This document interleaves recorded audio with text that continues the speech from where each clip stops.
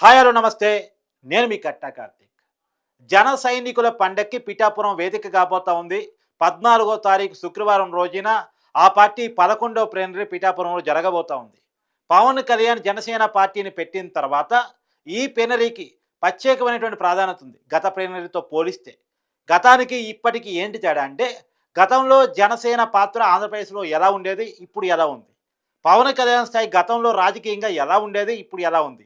కాబట్టి పార్టీ అధికారంలోకి వచ్చిన తర్వాత అంటే కూటమి ప్రభుత్వం వచ్చిన తర్వాత పవన్ కళ్యాణ్ ఆంధ్రప్రదేశ్ డిప్యూటీ సీఎం అయిన తర్వాత శాసనసభలోకి పవన్ కళ్యాణ్ ఎమ్మెల్యేగా అడుగుపెట్టిన తర్వాత జరగబోతున్న మొట్టమొదటి ప్లీనరీ.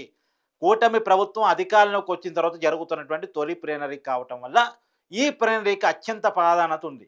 గతంలో ఆంధ్రప్రదేశ్ రాజకీయాల్లో పవన్ కళ్యాణ్ పాత్ర ఎలా ఉంటుంది? జనసేన పార్టీ పాత్ర ఎలా ఉంటుంది అంటే ఒక చిన్నపాటి కన్ఫ్యూజన్. ఎందుకంటే ఆ పార్టీ 2019 ఎన్నికల్లో జరిగిన ఘోర ఓటమి, 2014 ఎన్నికల్లో పోటీ చేయకపోవటం, ఇలాంటి రకరకాల అంశాల కారణంగా ఒక చిన్నపాటి కన్ఫ్యూజన్ జనసేన పాత్ర మీద. పవన్ కళ్యాణ్‌కి స్టార్డమ్ ఈ మీద ఉన్నప్పటికీ కూడా ఆయన ఓట్ బ్యాంక్‌గా దాన్ని మార్చుకోవటం మీద, ఓట్ బ్యాంక్‌గా మార్చుకోలేకపోవటం మీద, 2019 ఎన్నికల్లో స్వయంగా పవన్ కళ్యాణ్ గారు 2 స్థానాల్లో పోటీ చేసి ఓడిపోవటం మీద, ఆ పార్టీ కేవలం ఒక్క స్థానాన్నే 2019లో గెలవటం ఫలితంగా అతను కూడా వైసీపీలోకి వెళ్ళిన దాని ఫలితంగా జనసేన మీద అనేక విమర్శలు వస్తుండే. ఆ పార్టీని చిన్న చూపు చూస్తుండేది అప్పుడు అధికారంలో ఉన్న వైసీపీ పార్టీ.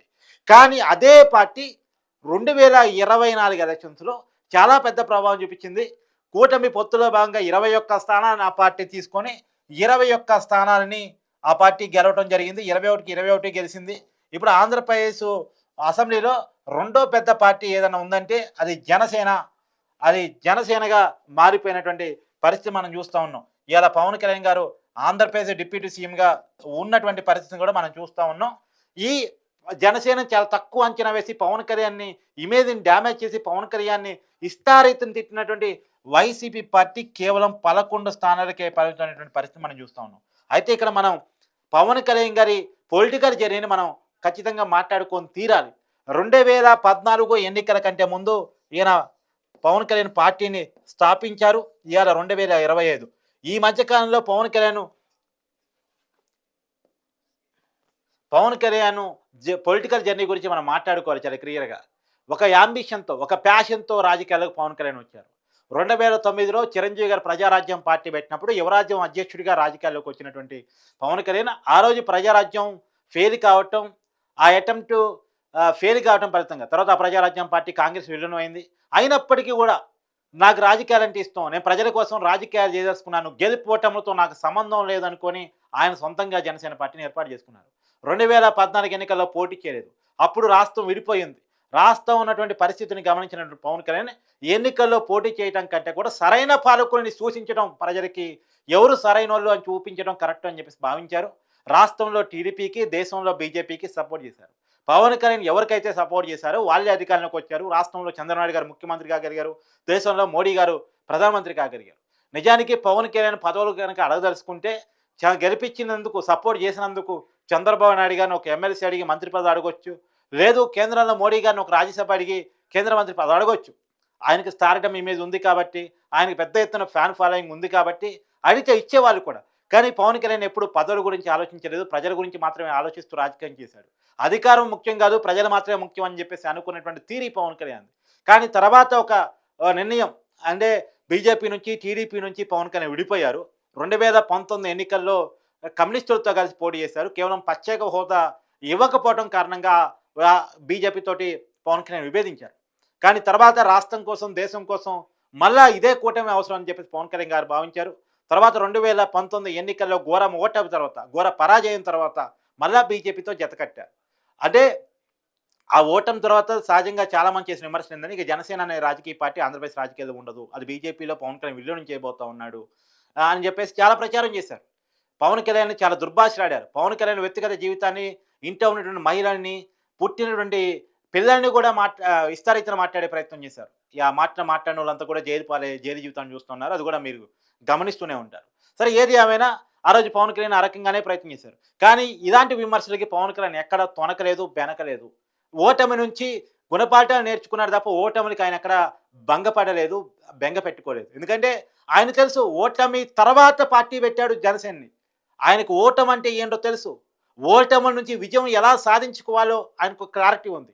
ఓపికగా, సహనంగా ఉంటే ప్రజలు ఒకరోజు కాకపోతే ఒకరోజు తనకి అవకాశం ఇస్తారని ఆలోచించుకున్న వ్యక్తి పవన్ కళ్యాణ్. ఒక లాంగ్ రన్ విజన్‌తో ఈ రోజు పార్టీ పెట్టి ముఖ్యమంత్రి అయిపోదామని ఆలోచనతో వచ్చినటువంటి వ్యక్తి కాదు రాజకీయాల్లోకి పవన్ కళ్యాణ్.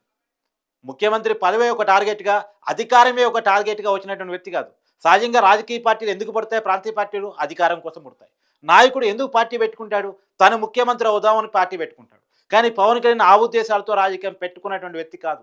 ప్యాషన్‌తో రాజకీయంగా ప్రజలకు ఏదో ఒక సర్వీస్ చేయొచ్చు. రాజకీయంగా పదవులుంటే, స్థాయి ఉంటే, తన పార్టీకి ఒక ప్రయారిటీ ఉంటే, దాని ద్వారా ఎందుకంటే చట్టాలు చేసేది శాసనసభలో కాబట్టి, ఆ చట్టాలు చేసే స్థానంలో తన పార్టీయో ఉంటే ఖచ్చితంగా ప్రజలకి మంచి చేయొచ్చు అని చెప్పేసి లాంగ్ రన్‌లో అధికారాన్ని ఖచ్చితంగా సంపాదించుకొని తాను అనుకున్నటువంటి ఒక విజయాన్ని ఆంధ్రప్రదేశ్‌లో అప్లై చేయాలని అనుకోని ఒక లాంగ్ రన్ విజన్‌తో రాజకీయాల్లోకి వచ్చినటువంటి వ్యక్తి పవన్ కళ్యాణ్. అంతేగాని ఈ రోజు వెంటనే అధికారం కావాలని ఆలోచించుకున్న వ్యక్తి కాదాయన. ఓపికగా, సహనంగా నిలబడ్డారు. అవమానాన్ని భరించారు. తిట్టని విన్నారు. దాడులను చూశారు. వాటన్నిటిని తట్టుకొని నిలబడ్డారు. మీకు ఒక చిన్న ఎగ్జాంపుల్ చెప్తా పవన్ కళ్యాణ్ గారి గురించి. ఇప్పుడు సహజంగా ఆంధ్రప్రదేశ్ రాజకీయాల్లో గాని, దేశ రాజకీయాల్లో గాని పొత్తులు పెట్టుకున్న వాళ్ళు ఎలా ఉంటారు? సీట్ల గురించి మాట్లాడుకొని, పదవుల గురించి మాట్లాడుకొని, పంపకాల గురించి మాట్లాడుకొని, అంతా అయిపోయిన తర్వాత మా పొత్తు ఫైనల్ అయింది మా 2 పార్టీల మధ్య అని చెప్పేసి అనుకుంటారు. ఈ దేశ రాజకీయాల్లో ఎప్పుడూ లేని విధంగా ఇలాంటివేవీ మాట్లాడుకోకుండా చంద్రబాబు నాయుడు గారిని అరెస్ట్ చేసిన సందర్భంలో జైలుకెళ్ళి పరామర్శించేసి ఇలాంటి దాడులు వైసీపీ చేస్తుంది. ఇలాంటి అరాచకాలు వైసీపీ చేస్తుంది. వైసీపీని పారదోలితే గాని రాష్ట్రం అభివృద్ధి చెందదు. రాష్ట్రంలో బూతులు, దాడులు, అరెస్టులు తప్ప అభివృద్ధి లేదు. కేవలం బటన్ నమ్ముకొని జగన్మోహన్ రెడ్డి పరిపాలన సాగిస్తూ ఉన్నాడు. ఇలాంటి పరిస్థితుల్లో గనుక రాష్ట్రం ఉంటే రాబోయేటువంటి శ్రీలంకలాగా ఆంధ్రప్రదేశ్ మారిపోయే ప్రమాదం ఉందని భావించినటువంటి పవన్ కళ్యాణ్ ఆ రోజు ఎలాంటి ఒప్పందాలు లేకుండానే, ఎలాంటి సీట్ల గురించి బేరసారాలు లేకుండానే జైల్లో పరామర్శించి జైలు గోడల దగ్గరే టీడీపీతో పొత్తును ప్రకటించారు. అప్పటికి ఇంకా బీజేపీలో పొత్తులో పవన్ కళ్యాణ్ ఉన్నారు. బీజేపీ టీడీపీతో కలిసి వచ్చిందో రాదో కూడా తెలియదు. కానీ అయినా సరే చాలా పొలిటికల్ కమిట్మెంటెడ్‌గా టీడీపీతో పొత్తును ప్రకటించారు. తర్వాత బీజేపీకి ఏ ఉద్దేశంతో టీడీపీని పొత్తును ప్రకటించాల్సి వచ్చిందో చెప్పి బీజేపీని కూడా తీసుకొచ్చి ఈ కూటమిలో జతకట్టించారు. ఈ పొత్తును అడ్డుకోవడానికి జగన్ విశ్వ ప్రయత్నం చేశారు. బీజేపీలో ఉన్న ఒక వర్గం విశ్వ ప్రయత్నం చేసింది టీడీపీతో పొత్తు కాకుండా ఉండడం కోసం. కానీ పవన్ కళ్యాణ్ మాట నమ్మిన మోడీ ఖచ్చితంగా టీడీపీతో పొత్తు పెట్టుకున్నారు. గతంలో వచ్చిన గ్యాప్‌లను కూడా పక్కన పెట్టారు. ఆ పొత్తు పెట్టుకోవడం అనేటువంటిది ఇవాళ దేశంలో ఎన్డీఏ రావడానికి గాని, రాష్ట్రంలో ఎన్డీఏ కూటమి గెలవడానికి గాని పనికొచ్చిన అంశం. అంటే దేశంలో గెలుపుకి పవన్ కళ్యాణ్‌కి ఏంటి సంబంధం అని మీరు అడగొచ్చు. పవన్ కళ్యాణ్ టీడీపీని, బీజేపీని కలపడం ఫలితంగా ఈ 3 ఆంధ్రప్రదేశ్‌లో కలిసి పెద్ద ఎత్తున స్థానాలు, ఎంపీ స్థానాలు సంపాదించుకోవడం ఫలితంగా ఈ ఎంపీ స్థానాల మీద ప్రత్యేకించి టీడీపీ ఎంపీ స్థానాల మీద ఇలా ఎన్డీఏ డిపెండ్ అయ్యి ఉంది. ఆంధ్రప్రదేశ్ ఎంపీ స్థానాల మీద ఎన్డీఏ మోడీ గారి మూడో ప్రభుత్వం ఆధారపడి ఉంది. మోడీ 3.0 ఆధారపడి ఉంది. అంటే ఖచ్చితంగా పవన్ కళ్యాణ్ కుదిర్చిన పొత్తు ఏదైతే ఉందో దేశంలో మోడీ గారు మూడోసారి ప్రధానమంత్రి కావడానికి కారణమైంది. అందుకనే పవన్ కళ్యాణ్ గారిని మోడీ గారు ఇతను పవన్ కాదు తుఫాన్ అని చెప్పేసి సంబోధించినటువంటి పరిస్థితి. ఇవాళ జాతీయ రాజకీయాల్లో కూడా పవన్ కళ్యాణ్ గారి పాత్ర మనం చూస్తా ఉన్నాం. మహారాష్ట్రలో ఎన్నికలు జరిగితే పవన్ కళ్యాణ్ చేసిన ప్రచారం చూస్తా ఉన్నాం. అక్కడ ఆయన ప్రచారం చేసిన ప్రతి చోట కూడా ఎన్డీఏ అభ్యర్థులు గెలిచిన పరిస్థితి మనం చూస్తా ఉన్నాం. సౌత్ ఇండియాలో ఒక ఇమేజ్ ఉన్నటువంటి స్టార్‌డమ్‌గా బీజేపీ ఎజెండాని జనం తీసుకెళ్లగలిగే వ్యక్తిగా పవన్ కళ్యాణ్ బీజేపీ అధిష్టానం చూస్తూ ఉంది. ఇప్పటికే సనాతన ధర్మ ఎజెండాని పవన్ కళ్యాణ్ నెత్తి మీద పెట్టుకొని ఒక బీజేపీ ఎజెండాని సౌత్ ఇండియాలో లేదు సౌత్ ఇండియాలో ఖచ్చితంగా జనంలోకి ఆ ఎజెండాని తీసుకెళ్లాలని చెప్పేసి అనుకుంటున్నటువంటి సిచ్యువేషన్ కూడా మనం చూస్తూ ఉన్నాం. ఇప్పుడు ఆంధ్రప్రదేశ్ డిప్యూటీ సీఎంగా పవన్ కళ్యాణ్ గారు ఉన్నారు. 11వ ప్లీనరీని ఆంధ్రప్రదేశ్ డిప్యూటీ సీఎం హోదాలో పవన్ కళ్యాణ్ గారు ఆ వేదిక మీద ఉండబోతా ఉన్నారు. అంటే ఒక స్థాయిని సంపాదించుకున్నారు పవన్ కళ్యాణ్ చాలా ఓపికగా. వాస్తవానికి ఓటములు ఎదురైనప్పుడు, కింద పడ్డప్పుడు భయపడకుండా లేచిన కెరటంలో ఆయన ముందుకు కొనసాగుతూ ఉంది ఆయన ప్రస్థానం. ఇప్పటికీ ఆయన క్లారిటీగా చెప్తా ఉన్నారు. ఏ విషయం కోసమైతే, ఏ ఆలోచనతో అయితే నేను రాజకీయ పార్టీని పెట్టాను. దాంట్లో ఎలాంటి రాజీ ఉండదు, ఉండబోదు. రాబోయే కాలంలో కూడా ఈ కూటమి పొత్తుని ముందుకు సాగేటువంటి పరిస్థితి ఉంటది. రాష్ట్రాన్ని కాపాడుకోవడం మాత్రమే ముఖ్యం. రాష్ట్రాన్ని దురాచక శత్రుల చేతుల్లోకి వెళ్లకుండా ఆపటం మాత్రమే ముఖ్యం అని చెప్పేసి పవన్ కళ్యాణ్ ఘంటాపథంగా ఈ రోజుకి అంతే కమిటెడ్‌గా చెప్తా ఉన్నారు. పార్టీ పెట్టిన రోజు ఎంత కమిటెడ్‌గా ఒక వాక్యాన్ని ఆయన నిర్మించుకున్నారో చెప్పారు. అదే దాన్ని ఇప్పటికీ కట్టుబడి చెప్తా ఉన్నటువంటి పరిస్థితిని కూడా మనం చూస్తా ఉన్నాం. సో పొలిటికల్ జర్నీలో పవన్ కళ్యాణ్ ప్రస్థానాన్ని చూసినప్పుడు, ఈ 11వ ప్లీనరీని చూసినప్పుడు ఖచ్చితంగా ఇది జన సైనికులకి పండగ వాతావరణం. 10 ప్లీనరీలు జన సైనికులు కొంత బాధతో జరుపుకున్నారు, కొంత ఆవేదనతో జరుపుకున్నారు. మన రాజకీయాన్ని ప్రజలు గుర్తించేదెప్పుడు, పవన్ కళ్యాణ్‌కి గుర్తింపునిచ్చేదెప్పుడు, మన పార్టీ రాష్ట్ర రాజకీయాల్లో కీలక పాత్ర పోషించేదెప్పుడు, పవన్ కళ్యాణ్ గారు సినిమాడంగా చాలా మంచి ఇమేజ్ ఉంది. పొలిటికల్‌లో మాత్రం రావట్లేదు. ప్రజారాజ్యం ఒక ఫెయిల్యూర్ అయింది, జనసేన ఏమో క్లిక్ కావట్లేదు, పవన్ కళ్యాణ్ గారే ఓడిపోయారని ఒక బాధతో 10 ప్లేనరీలు జరుపుకున్నారు. కానీ జనసేన అంటే ఏంటి? పవన్ స్థాయి ఏంటి? పవన్ ఇమేజ్ ఏంటి? పొలిటికల్‌గా పవన్ చేయగలిగిందేంటో చూపించుకుంటూ 11వ ప్లేనరీని జరుపుకుంటా ఉన్నారు. అందుకే 10 ప్లేనరీలకి, 11వ ప్లేనరీకి చాలా పెద్ద తేడా ఉంది. సో, ఒక సంతోషమైనటువంటి పండగ వాతావరణం జన సైనికులు కనపడతా ఉంది. చూడాలి రాబోయే కాలంలో పవన్ కళ్యాణ్ లైఫ్ జర్నీ ఎలా ఉండబోతుంది? అంటే పొలిటికల్ జర్నీ ఎలా ఉండబోతుంది అనేటువంటిది మనం ఈ ప్లేనరీ సాక్షిగా wish you all the best Pavan అని చెప్దాం.